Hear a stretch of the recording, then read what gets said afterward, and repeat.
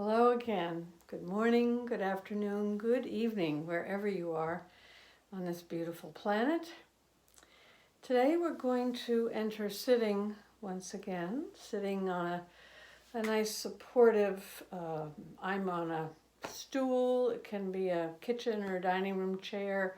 The ones, that you know are more supportive and don't slink back or too soft, that you can really feel your sitting bones. And we know how to find our sitting bones in one of the last sitting videos to know that we have this wonderful bony structure that keeps and helps us to be upright. And when we are upright, our thinking is more upright, our breathing has more room to keep us healthy. So, that being said, sitting is movable. It's not posted. It can be sitting like this. It's sitting at 4 o'clock in the morning. It's sitting holding a child. It's sitting wanting to answer a question. All the ways of sitting, or really excited about a lecture you're listening to. So there's no really right way to sit. There's just ways that we can sit which are more helpful for that moment, that situation. So for this situation, we want to be more upright and supported so that learning can occur. And when we learn more about how we can find easy support in sitting and in moving, then we can have it even if it's 4 o'clock in the morning. What's true is when you know it, when you know what easy supportive sitting is, you know when you're not in an easy supportive way of sitting. And you listen to that more. And it's okay to be like this for a while.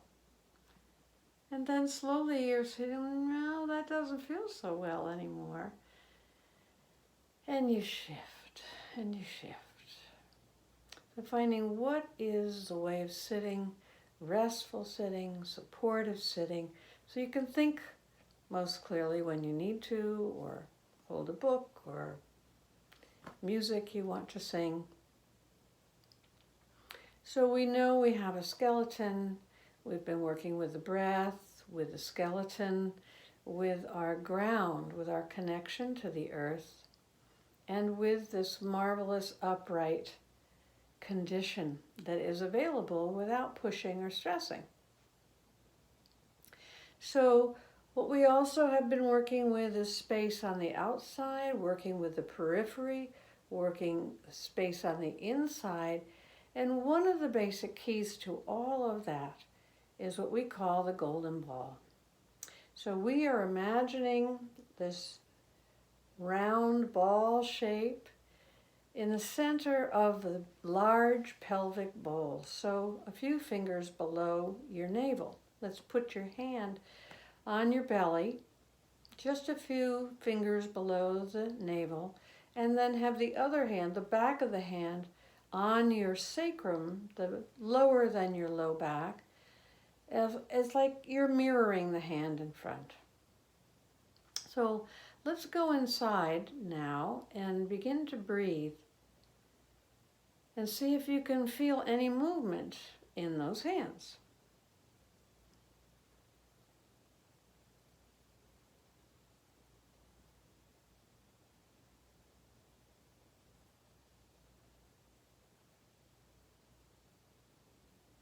Most of us, the first place we might feel that movement is in the front of the belly, and maybe the back behind the belly, and into the back space, the back hand. But you remember, it's a ball, so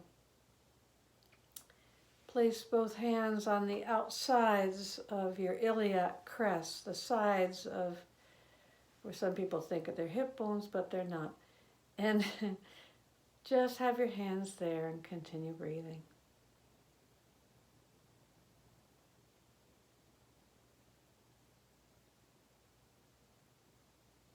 Is it just your imagination, or can you actually feel that ball going out a little as you breathe and in a little as you exhale?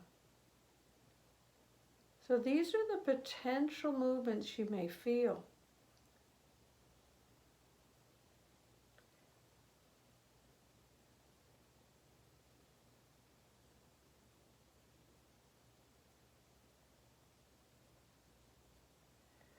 It's a round ball. It's a place where we have our life force, the nutrients of the earth, the womb in woman. Life nourishes life. This is a life center. Some people speak of it as also a place of perception, gut instincts, an inner wisdom, another way of knowing. Beside the brain, we have the gut instincts. We have the gut brain, or the golden ball area. We have the feeling brain. Our heart has its own way of feeling and has a direct relationship with the brain and a direct relationship to the gut. So there's a lot of wisdom in there if one wants to work with it and explore it. But today we're going to work with this golden ball area as our moving center, so that we notice as we begin a movement. Let's see if I can find something that I can lift that's a little bit heavier. And here's something. I'm in my husband's office, so here is a Life is Good, and it's metal, so it's heavy. So we place one hand on the golden ball in front. And when we have something heavy, a stone, a glass, anything that gives a little bit of gravity, begin to lift that, sensing the golden ball. That initial response. And maybe it's not only the golden ball, but sense, as we have in the past, the weight in our feet. Where are you on your sitting bones?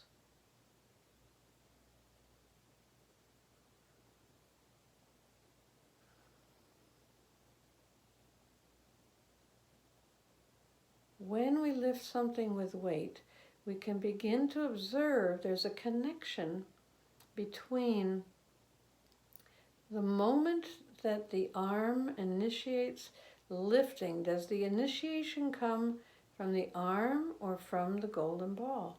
What if we imagine that it initiates from the golden ball?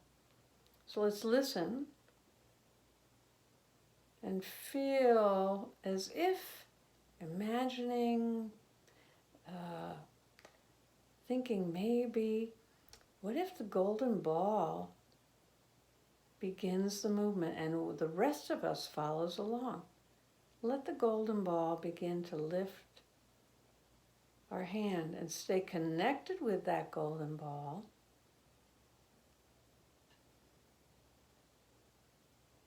As you lift and stay connected with the golden ball, let the golden ball initiate the return.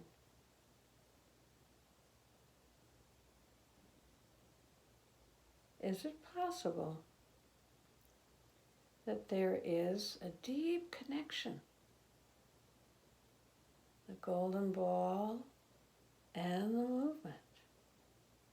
The beauty of it is that we can stay, we human beings have the possibility of having our attention in more than one place at the same time. So I can be in my golden ball and my breathing and my feet and my chest rising and my arm rising.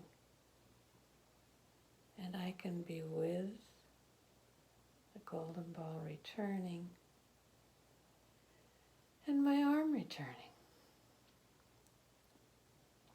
So it's a little easier to hold this in a more vertical way. And I'm going to lift my arm upward now, and I invite you to do the same. Let's have both arms lifting upward. Maybe we can do this. This could be fun. Both arms lifting upward. You can just have anything in your hand, but again, the golden ball as the initiator of movement. And the arms lift, and all of you has gone along with the golden ball moving. And the golden ball brings us back again.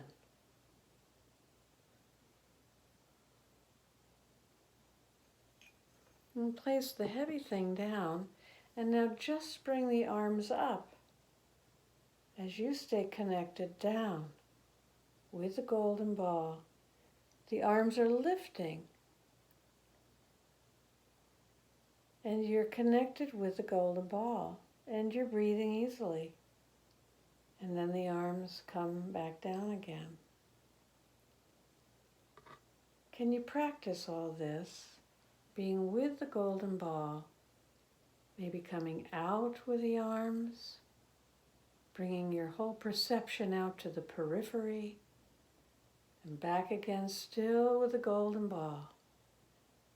Bring the arms up, from the golden ball, returning to the golden ball, so that you get more and more